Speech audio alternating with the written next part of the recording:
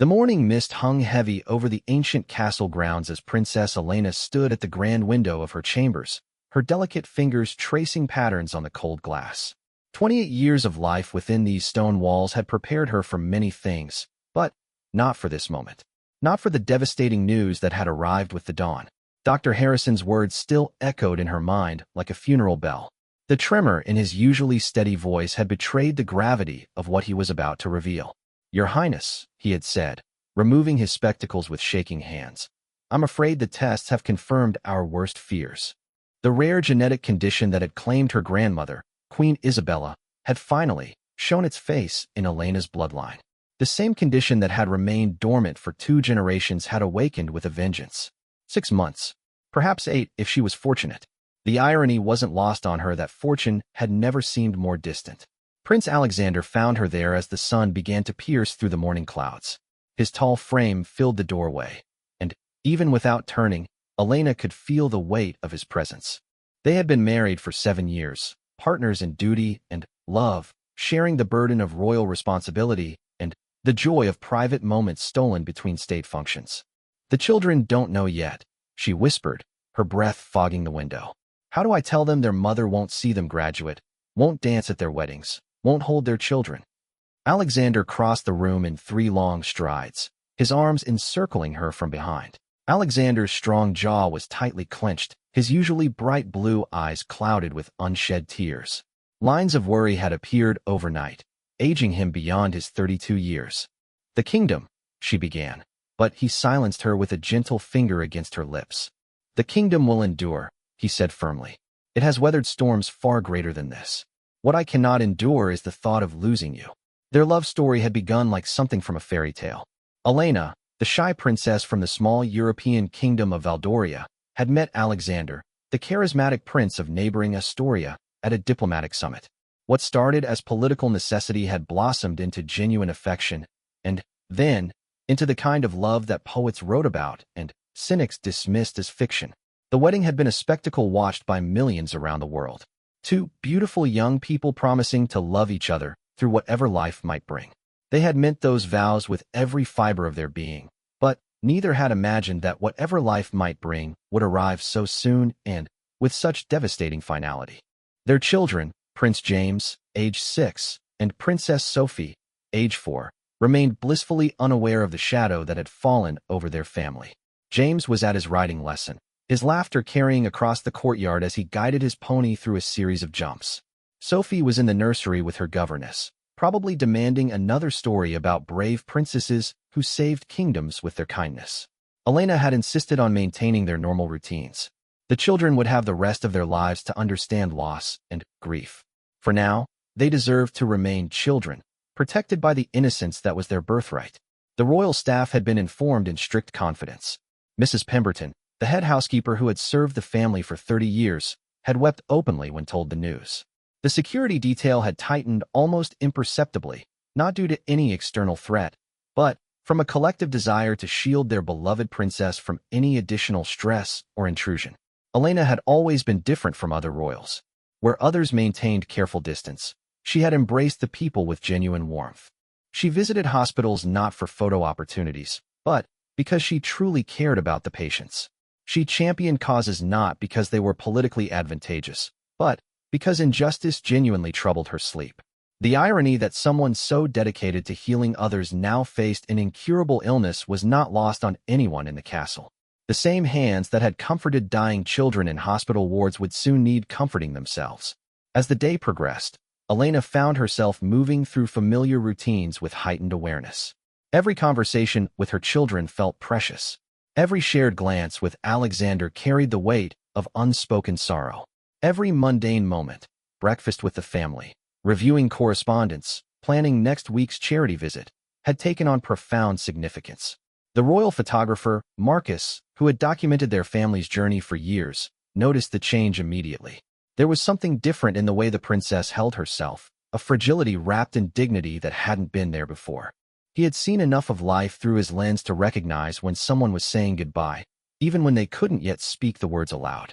Dr. Harrison had recommended they consider making the diagnosis public sooner rather than later. "The speculation will be worse than the truth," he had warned. And You'll want time to prepare the succession, to say your goodbyes properly. But Elena wasn't ready for the world to know. Once the news broke, their private tragedy would become public property. Every moment would be scrutinized, every appearance analyzed for signs of decline.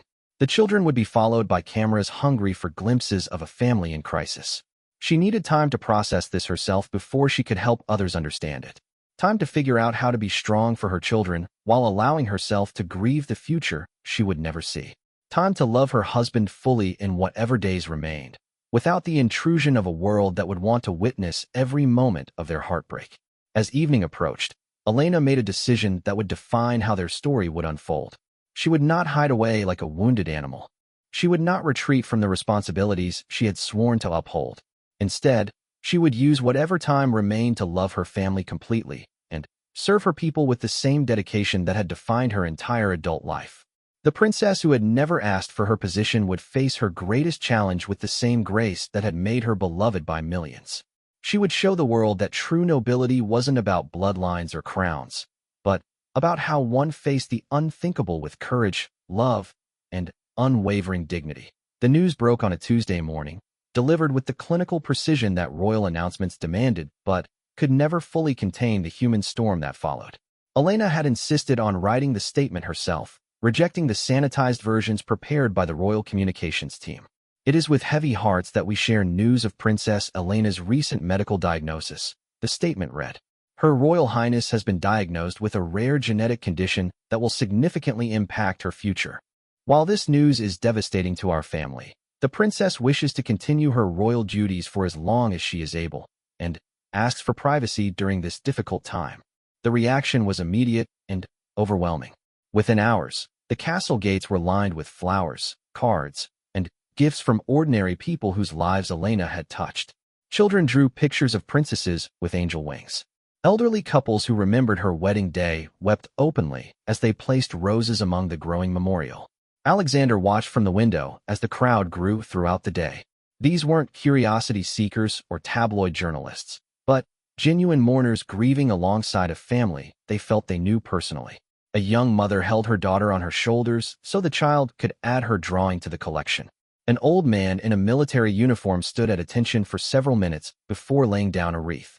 "They love you so much," Alexander murmured when Elena joined him at the window. She leaned against his shoulder, drawing strength from his solid presence. "I never expected this," she admitted. "I always worried I wasn't doing enough, wasn't the princess they deserved." "You gave them something more valuable than perfection," he replied. "You gave them authenticity." The international response was equally profound. Fellow royals from around the world issued statements of support. World leaders offered access to the finest medical facilities. Ordinary people from dozens of countries began organizing vigils and prayer services. But it was the response from the children's hospitals Elena had visited regularly that moved her most deeply. A 7-year-old cancer patient named Tommy had recorded a video message with his mother's help. "Princess Elena always made me feel brave when I was scared," he said in his small, serious voice. "Now I want to make her feel brave too." Dr. Harrison had been right about one thing. There was relief in having the truth public. The constant speculation and whispered conversations had given way to open support and shared grief. Elena no longer had to pretend that everything was normal when clearly nothing would ever be normal again. The children, however, were struggling to understand the sudden change in their world. James had become unusually quiet, sticking close to his parents and asking questions that broke their hearts. "Will you still be my mama when you're in heaven?" he had asked the night before, his small hand clutching Elena's as she tucked him into bed. Sophie, at 4, understood less but felt everything. She had begun having nightmares, waking up crying for her mama in the middle of the night. Elena would find her curled up outside their bedroom door in the mornings, unwilling to be separated even during sleep. Child psychologists had been consulted, along with grief counselors who specialized in helping young children process loss. But no amount of professional guidance could ease the fundamental injustice of children losing their mother far too soon. Elena had decided to involve them in creating memories that would last long after she was gone. They began recording bedtime stories together, with Elena reading their favorite books while Alexander operated the camera. They planted a garden behind the castle, choosing flowers that would bloom for years to come. Each planted seed was accompanied by a wish or a memory, creating a living memorial that would grow with the children. The royal duties continued, but with necessary modifications. Elena's schedule was reduced to manageable levels, focusing on the causes closest to her heart. Her final visit to St. Mary's Children's Hospital became an event that staff and patients would remember forever. She had arrived looking pale but determined, wearing the soft yellow dress that had always been a favorite among the children. As she moved through the wards, stopping at each bedside with genuine interest and care, it was difficult to tell who was comforting whom. 8-year-old Lucy, who had been battling leukemia for 2 years, presented Elena with a handmade bracelet. "I made this for you," she said shyly. "The beads are all different colors because every day is different, but they're all connected, just like people." Elena wore the bracelet for the remainder of her visit and in every public appearance afterward. When reporters asked about it, she simply said, "A friend gave it to me. It reminds me that we're all connected." The hospital staff noticed something remarkable during that visit. Despite facing her own terminal diagnosis, Elena seemed more present, more engaged than ever before. She lingered longer with each patient, listening more intently to their stories, offering comfort with an authenticity that came from truly understanding fear and uncertainty. Dr. Sarah Mitchell, the head pediatric oncologist, later described it as the most moving experience of her 30-year career. "She wasn't visiting as a royal fulfilling an obligation," Dr. Mitchell recalled. "She was visiting as one human being offering love to another." The children sensed it immediately. Alexander had insisted on accompanying Elena to every public engagement, a break from protocol that no one questioned. Their love had always been evident, but the diagnosis had stripped away any remaining pretense or royal reserve. They held hands openly, shared meaningful glances across rooms, and drew strength from each other in ways that the public found both heartbreaking and inspiring. The international media struggled with how to cover the story. The usual royal correspondents, trained to maintain respectful distance, found themselves grappling with a tragedy that demanded humanity rather than analysis. Many simply stopped trying to find angles or scoops, instead choosing to document what appeared to be a masterclass in grace under unimaginable pressure. Elena's mother, Queen Isabella of Valdoria, had flown in immediately after the announcement. The resemblance between mother and daughter was striking, but so was the difference in how they carried their grief. Isabella wept openly, allowing her devastation to show in ways that Elena couldn't afford to do in public. "I should have pushed harder for more testing," Isabella said during a private moment with her daughter. "When my mother died, I should have insisted on genetic counseling for the entire family." Elena took her mother's hands gently, but firmly. "There's nothing any of us could have done differently," she said. "This isn't anyone's fault. It's simply what is." The conversation revealed something essential about Elena's character. Even facing her own mortality, she was more concerned with absolving others of guilt than dwelling on the unfairness of her situation. It was this quality that had made her so beloved, and it was this quality that would define how she faced her final months. As the weeks passed, Elena began making decisions about her legacy that went beyond the formal structures of royal succession. She wrote letters to her children to be opened on important future dates, their graduations, weddings, the births of their own children. Each letter was carefully crafted to offer guidance and love for moments she wouldn't be there to share. She also began working on a foundation that would continue her work with sick children long after her death. The Elena Foundation would focus on providing emotional support and practical help to families facing childhood terminal illnesses, ensuring that her understanding of fear and hope would continue to comfort others. The foundation announcement was made during what would be her final formal state dinner. Dressed in a stunning midnight blue gown that complemented her still radiant beauty, Elena spoke to the assembled diplomats and dignitaries with a composure that left few dry eyes in the room. "While I may not have the time I once hoped for," she said, her voice steady despite the magnitude of her words, "I have learned that time's value isn't measured in quantity, but in the depth of love we share and the positive impact we make on others' lives." The standing ovation lasted nearly 5 minutes, with grown men and women weeping openly for a princess who had taught them something profound about courage, love, and the true meaning of nobility. The autumn leaves had begun their magnificent transformation when Elena made the decision that would define her final months. Rather than retreating from public life as her physicians recommended, she chose to embrace what remained with unprecedented openness and authenticity. "I want to show people how to die well," she told Alexander one crisp October morning as they walked through the castle gardens. The words hung in the air between them, simultaneously heartbreaking and profoundly beautiful. Not because I'm brave, but because I'm human. Alexander stopped walking, his face reflecting the pain that her words caused him. After 3 months of living with the diagnosis, they had both learned to speak more directly about death, but it never became easier to hear. "You've already shown them how to live well," he replied, his voice thick with emotion. That should be enough. But Elena had come to understand that her greatest service might be in demonstrating that death, like birth, was a natural part of the human experience that could be faced with dignity rather than denial. She had seen too much fear in the children's hospital, too many families paralyzed by the inevitability they couldn't accept. The decision to allow documentary cameras into their private life was controversial within royal circles. The palace advisors argued it was unprecedented and inappropriate.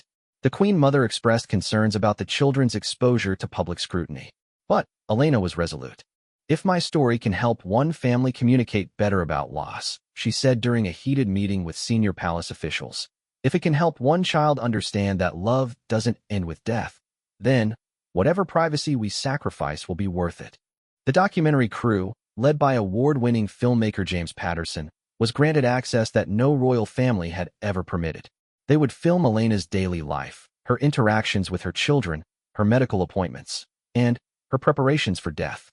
The agreement included complete editorial control by Elena and Alexander, ensuring that their story would be told with dignity and purpose. The first day of filming was awkward for everyone involved. Elena, accustomed to carefully choreograph public appearances, struggled with the intimacy of being observed during ordinary moments. The children were fascinated by the cameras, which helped break some of the tension, but also reminded everyone of the weight of what they were documenting. It was during a quiet afternoon tea with her children that Elena found her natural rhythm with the cameras. Sophie had spilled juice on her dress and begun crying, not from pain but from embarrassment. Elena's response, patient, loving, completely focused on her daughter's emotional needs, revealed the person behind the princess in ways that formal interviews never could. "Mama's clothes get dirty too sometimes," Elena said gently as she cleaned Sophie's dress. "That's what washing machines are for. What matters is that we were having fun together." The exchange, lasting less than 2 minutes, would later be cited by child psychologists as a perfect example of how to handle children's fears with love and perspective. But, in the moment, it was simply a mother comforting her child, unaware that she was creating a lasting lesson for millions of other parents. As the filming progressed, the cameras began capturing the harder moments as well. Elena's first severe episode, where fatigue overwhelmed her during a children's reading session, was documented with careful sensitivity. Rather than editing out her struggle, Elena insisted it remain in the final film. "People need to see that illness doesn't always look dramatic," she explained later. "Sometimes it just means needing to sit down when you plan to stand up." The medical appointments became particularly poignant segments. Dr. Harrison, initially uncomfortable with the cameras, gradually relaxed as he realized Elena's intent wasn't to sensationalize her condition, but to educate others facing similar challenges. One appointment, where Elena discussed pain management options, became an invaluable resource for other patients. Her questions were thoughtful and informed, her approach balanced between hope and realism. When she asked about the impact of certain medications on her ability to be present with her children, viewers witnessed a woman making impossible choices with remarkable clarity. Alexander's struggle was perhaps the most difficult to watch. The man who had been Elena's strength was slowly breaking under the weight of anticipatory grief. The cameras captured his 3 a.m. vigil beside her bed, watching her sleep and trying to memorize every detail of her face. They documented his phone call to his brother, where he finally broke down completely, sobbing for the future that was being stolen from them. "I don't know how to be a father without her," he admitted to his brother. "She makes me brave. She makes me better. How do I raise her children without her guidance?" The vulnerability of his confession, raw and unguarded, revealed the private cost of public strength. Yet it also demonstrated the depth of their partnership in ways that formal royal portraits never could. The children's responses to their mother's illness evolved throughout the filming period. James, the older child, began taking on protective behaviors, helping his sister with tasks she could manage herself, and watching his mother with worried eyes. His 6th birthday party, filmed in heartbreaking detail, showed a little boy torn between childhood joy and premature understanding of loss. Sophie's response was different, but equally profound. She seemed to sense her mother's frailty and became extraordinarily gentle in their interactions. The cameras captured her stroking Elena's hair during story time, her small hands moving with the careful tenderness of someone who understands that touch is precious. The birthday letters Elena was writing for future occasions became a recurring theme in the documentary. The camera showed her hunched over her desk in the early morning hours, when pain medications allowed for clearer thinking, crafting words that would have to substitute for her presence at milestones she would never witness. "My dearest James," one letter began, "on your 18th birthday, you will officially become a man, though I suspect you've been growing into one for years already.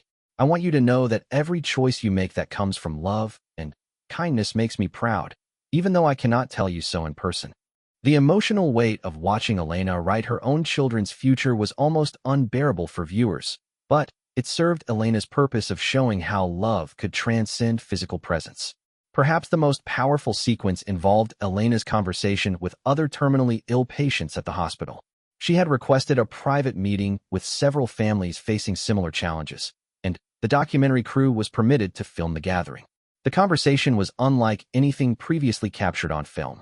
Elena, the princess, sat in a circle with ordinary people: a construction worker with lung cancer, a young mother with brain cancer, a teenage boy with a rare blood disorder. The usual barriers of class and status dissolved completely as they shared their fears, hopes, and insights about facing death. "The hardest part isn't dying," the construction worker said during the discussion. "It's watching the people you love try to figure out how to let you go." Elena nodded, her royal composure replaced by simple human understanding. "I think about that constantly," she admitted. "I worry more about the pain my death will cause my family than I worry about death itself." The teenager, wise beyond his 16 years, offered a perspective that stunned everyone in the room. Maybe the gift we give them isn't avoiding pain, but showing them that love is stronger than pain. Elena would later say that this conversation changed everything for her. The insight from a 16-year-old boy facing his own mortality helped her understand that her death could be an act of love rather than abandonment if approached with enough courage and openness. The documentary cameras captured the moment when this realization transformed Elena's entire approach to her remaining time. Rather than focusing on what she was losing, she began concentrating on what she could give: memories, lessons, love, and an example of how to face the unthinkable with grace. The transformation was visible to everyone around her. Staff members noted that Elena seemed more at peace despite her declining physical condition. Alexander, while still grieving, began drawing strength from her renewed sense of purpose. The children, sensing their mother's shift from fear to acceptance, became less anxious and more present in their daily interactions. The documentary project, originally intended to last 3 months, extended to 6 as Elena's story evolved beyond simple documentation of illness into something approaching wisdom literature. The cameras were capturing not just a royal's final months, but a masterclass in how love, purpose, and dignity could transform even tragedy into something meaningful. That winter's arrival brought a noticeable decline in Elena's physical condition, but, paradoxically, it also brought a clarity and peace that surprised everyone, including her medical team. The documentary cameras, now a familiar presence in the castle, captured a woman who had somehow found joy in the midst of profound loss. The Christmas season, which everyone had feared would be unbearably poignant, instead became a celebration of love and memory-making that would inspire families around the world. Elena threw herself into holiday preparations with an energy that seemed to defy her diagnosis, determined to create one perfect Christmas for her children. "This might be my last Christmas with them," she told the documentary director during a private interview. "But I refuse to let that make it sad. I want them to remember Christmas as magical, not as the holiday when Mama was sick." The castle had never been more beautifully decorated. Elena insisted on personally overseeing every detail, from the placement of ornaments on the 20-foot tree in the Great Hall to the selection of gifts for each staff member. She spent hours in the kitchen with the head chef, preparing traditional family recipes that she wanted James and Sophie to learn. "Someday," she explained to 6-year-old James as he helped her roll dough for sugar cookies, "you might want to make these cookies for your own children. And when you do, you'll remember this moment with Mama, and I'll be right there with you." The wisdom of involving the children in creating tangible memories became evident throughout the holiday season. Every tradition became an opportunity for connection and future remembrance. Decorating the tree included stories about each ornament's history. Reading Christmas stories became recordings that could be treasured forever. Even mundane activities like wrapping presents became precious moments of togetherness. Alexander had initially worried that Elena was pushing herself too hard, that her determination to make Christmas perfect was exhausting her unnecessarily. But Dr. Harrison explained that purpose was often the best medicine for terminal patients, that having something meaningful to accomplish could actually extend both the quality and quantity of remaining time. The Christmas Eve service at the Castle Chapel became an event that none of the attendees would ever forget. Elena, wearing a midnight blue velvet gown that complemented her still striking beauty despite her illness, processed down the aisle with Alexander and their children. The congregation, including staff members, local villagers, and visiting family, rose spontaneously as she passed, not in formal protocol, but in genuine love and respect. Elena had asked to read one of the scripture lessons, despite concerns about her stamina. Her voice, though softer than in previous years, carried clearly through the ancient chapel as she read from the Gospel of John. Let not your hearts be troubled. Believe in God, believe also in me. In my Father's house are many rooms. The words, chosen specifically for their message of hope beyond death, took on profound meaning when spoken by someone actually preparing to leave this world. There wasn't a dry eye in the chapel, but the tears were not only of sadness. There was something transcendent about hearing words of eternal comfort from someone who was about to need that comfort herself. After the service, Elena surprised everyone by requesting that the chapel doors be opened to anyone who wanted to attend. Word spread quickly through the village and surrounding areas. Within an hour, hundreds of ordinary people had filled the chapel and the courtyard beyond, all hoping for a chance to say goodbye to their beloved princess. What followed was unprecedented in royal history. Elena, despite her exhaustion, spent nearly 3 hours greeting people personally. She listened to their stories, accepted their gifts and well wishes, and offered comfort to those who were themselves facing illness or loss. An elderly farmer named William, who had worked the royal lands for 40 years, presented Elena with a simple wooden cross he had carved himself. "Your Highness," he said with tears in his eyes, "you've taught us all how to live with grace. Thank you for that gift." Elena accepted the cross with genuine gratitude, holding it carefully as she spoke with him about his family and his decades of service to the crown. The exchange, lasting only a few minutes, represented everything Elena had tried to embody as a royal: genuine connection with the people she was privileged to serve. The documentary cameras captured every moment of the evening, creating a record of what many would later call the most authentic royal event in modern history. There was no protocol, no careful choreography, just a dying woman sharing love with people who needed to express their grief and gratitude.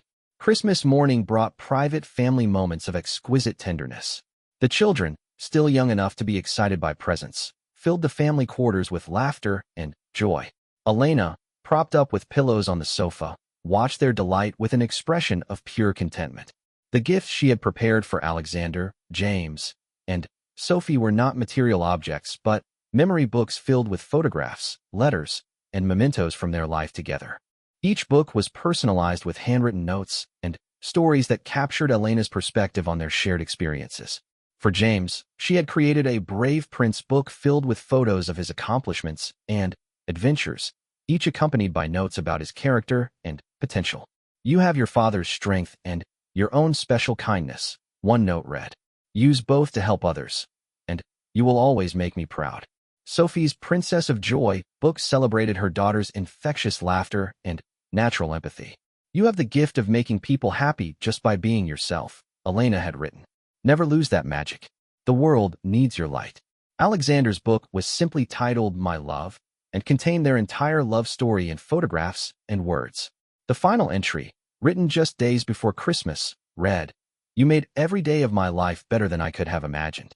Love our children enough for both of us, and know that I will love you beyond this life and into whatever comes next." The emotional weight of these gifts could have devastated the morning, but Elena's presentation was so filled with love and hope that even tears came with smiles. She had somehow managed to transform what could have been a morbid exercise in pre-mourning into a celebration of their bond as a family.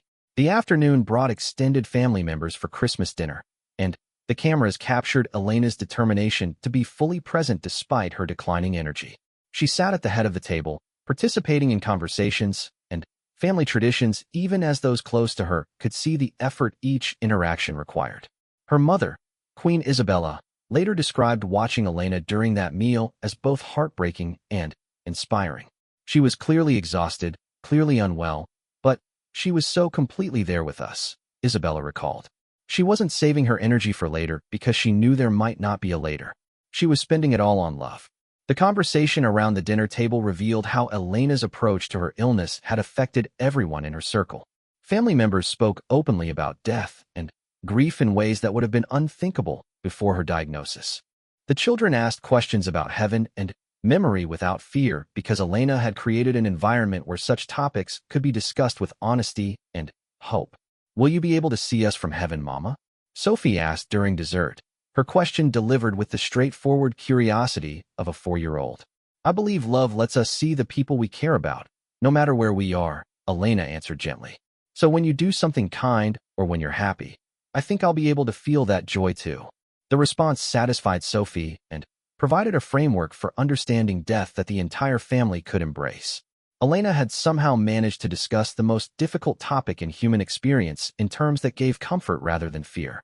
As the evening wound down and extended family departed, Elena asked for a few moments alone with Alexander in their private sitting room. The documentary cameras respectfully withdrew, but the conversation that followed would later be described by Alexander as the moment when Elena gave him permission to eventually heal. "I need you to promise me something," she said, taking his hands in hers. "I need you to promise that you won't spend the rest of your life grieving for me." Alexander started to protest, but she continued with gentle insistence. "I want you to love again when you're ready. I want you to be happy. I want our children to see that life goes on, that love doesn't end but can grow to include new people."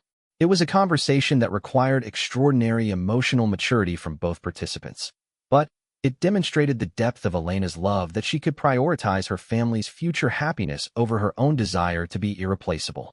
The Christmas season had achieved Elena's goal of creating joyful memories, but it had also accomplished something more profound.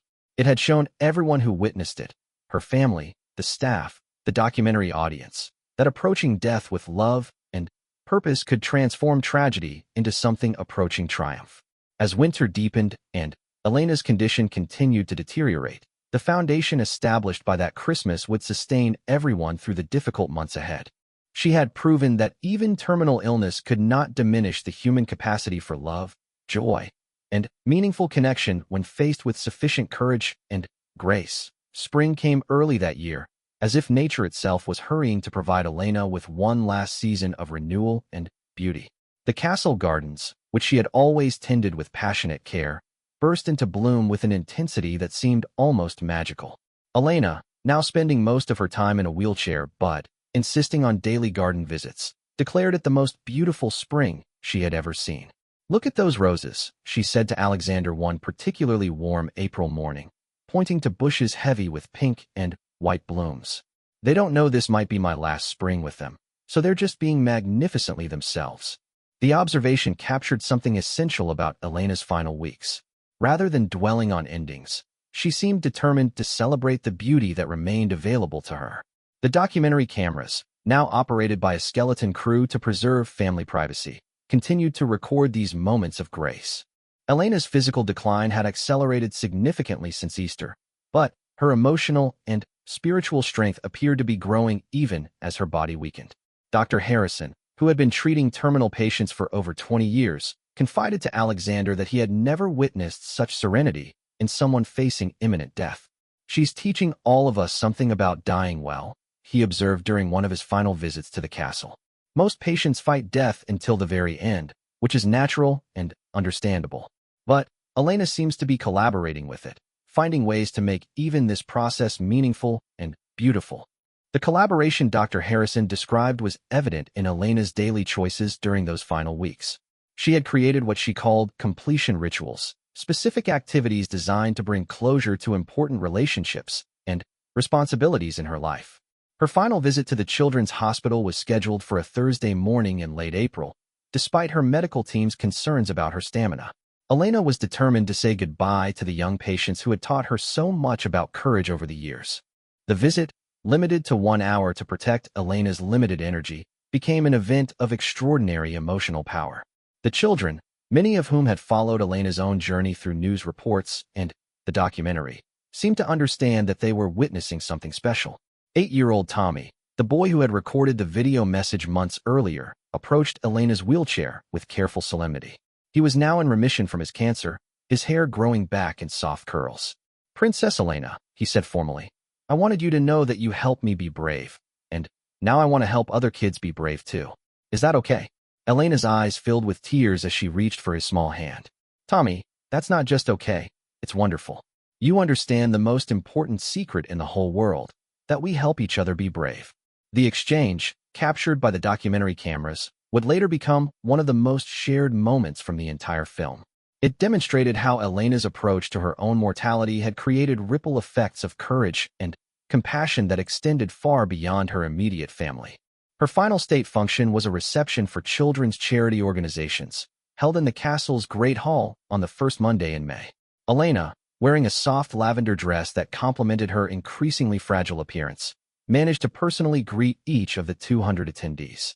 The event had been designed as a celebration of the work these organizations had accomplished with Elena's support over the years, but it inevitably became an opportunity for people to express their gratitude for her service and their sorrow at her impending loss. Margaret Foster, who ran a foundation for families dealing with childhood cancer, spoke for many when she addressed Elena directly during the reception. "Your Highness, you've shown us that true royalty isn't about titles or ceremony. It's about how we treat the most vulnerable among us, how we show up for people who need us most." Elena's response, delivered in a voice that was soft but clear, encapsulated the philosophy that had guided her public service. "We're all vulnerable sometimes," she said. "We're all in need of kindness and support. The only difference between us is that some people's needs are more visible than others." As May progressed, Elena's public appearances ceased entirely, but her private work continued with fierce determination. She spent her remaining energy creating what she called legacy letters, personal notes to people who had been important in her life, designed to be delivered after her death. These letters went beyond the immediate family to include longtime staff members, close friends, fellow royals who had become genuine companions, and even some of the children from the hospital whose stories had particularly moved her. Each letter was personally crafted to acknowledge the recipient's impact on Elena's life and to offer encouragement for their future. Mrs. Pemberton, the head housekeeper, would later describe receiving her letter as one of the most meaningful moments of her life. "She thanked me for taking care of her family," Mrs. Pemberton recalled. "But then, she went on to tell me specific things she had noticed about my work, moments of kindness that I thought no one had seen. She made me feel like my service had mattered." The children, James and Sophie, were struggling more visibly as their mother's condition deteriorated. The child psychologist had prepared them for this phase, explaining that it was normal for dying people to sleep more and have less energy for conversation. But intellectual understanding couldn't ease the emotional impact of watching their vibrant mother fade before their eyes. Elena, aware of their distress, initiated what became their final major project together, creating a family treasure hunt that would be available to them whenever they missed her. Working with Alexander, she designed clues that led to hiding places throughout the castle, each containing a small gift, a photograph, or a note expressing her love. The treasure hunt was designed to be used repeatedly, with some clues leading to gifts meant for future birthdays and others containing messages appropriate for different emotional needs. When Sophie felt sad, she could follow clues that led to comfort items and reassuring notes. When James faced challenges requiring courage, his clues would lead to stories about brave princes and reminders of his own strength.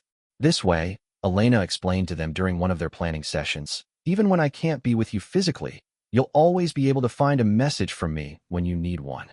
The project gave the children a sense of agency in dealing with their impending loss and provided them with a concrete way to maintain connection with their mother beyond her physical presence. Elena's final weeks were marked by an increasing need for pain medication that sometimes affected her clarity, but the documentary cameras captured moments of profound lucidity when her personality shone through unchanged. During one such moment, she asked Alexander to help her record a final message for the documentary. Sitting in her favorite chair by the garden window, With morning sunlight illuminating her face, Elena spoke directly to the camera with an intensity that seemed to come from some inexhaustible source of inner strength. "I want people to know that dying doesn't have to be the worst thing that happens to you," she said slowly, choosing her words with care. "It can be another way to love people, another way to show them what matters most. I've learned more about love in these past months than in all the years before combined." She paused, gathering energy for her final thoughts. "My children will grow up knowing that love is stronger than death, that kindness is the most important thing in the world, and that every day is precious precisely because our time is limited. If I can give them that understanding, then my death will have been worthwhile." The message, profound in its simplicity and devastating in its acceptance, would later be viewed by millions of people around the world who were struggling with their own losses or fears of mortality. Elena's death came on a peaceful Tuesday morning in late May, with Alexander holding her hand and classical music playing softly in the background. The children were at their lessons, as Elena had requested, preferring that their final memories of her be from a normal interaction rather than a deathbed scene. Her last words, spoken to Alexander just hours before she lost consciousness, were characteristic in their focus on others rather than herself. "Take care of our babies. Help them remember that love never ends." The immediate aftermath of Elena's death revealed the extraordinary impact of her final months. The documentary, edited with Elena's input before her death, was released 3 months later and became one of the most watched programs in television history. More importantly, it sparked a global conversation about death, grief, and the possibility of facing mortality with grace rather than terror. The Elena Foundation, established during her illness, grew rapidly as people inspired by her example sought ways to help other families facing terminal illness. The children's hospitals where Elena had volunteered reported significant increases in volunteer applications from people who wanted to continue her work. But perhaps the most meaningful measure of Elena's impact was visible in her own family. James and Sophie, while certainly grieving their mother's loss, demonstrated an emotional maturity and resilience that impressed all the adults around them. They spoke about death naturally, without fear, and comforted other children facing similar losses with wisdom beyond their years. Alexander, true to his promise to Elena, eventually began the slow process of healing while maintaining his dedication to preserving her memory and continuing her work. The treasure hunt Elena had created proved to be one of her most inspired gifts, providing the children with ongoing connection to their mother while allowing them to gradually integrate her loss into their continuing lives. Elena's funeral was attended by world leaders, fellow royals, and thousands of ordinary people whose lives she had touched. But the most fitting tribute came from Tommy, the young cancer survivor from the children's hospital, who released a white balloon with a message tied to its string. "Thank you for teaching me to be brave, Princess Elena," the message read. "I promise to help other kids be brave too." As the balloon disappeared into the spring sky, it carried with it not just one child's gratitude, but the collective appreciation of a world that had witnessed someone transform their own tragedy into a masterclass in love, courage, and the profound beauty of a life lived with purpose until the very end. Elena's story became more than just an account of a royal's death. It became a template for how human beings might face their greatest fears with dignity, how love could transcend physical presence, and how even terminal illness could be transformed into a final gift of wisdom and inspiration for those left behind. In dying well, Elena had taught the world how to live better, proving that true nobility lay not in bloodlines or titles, but in the courage to love completely in the face of inevitable loss.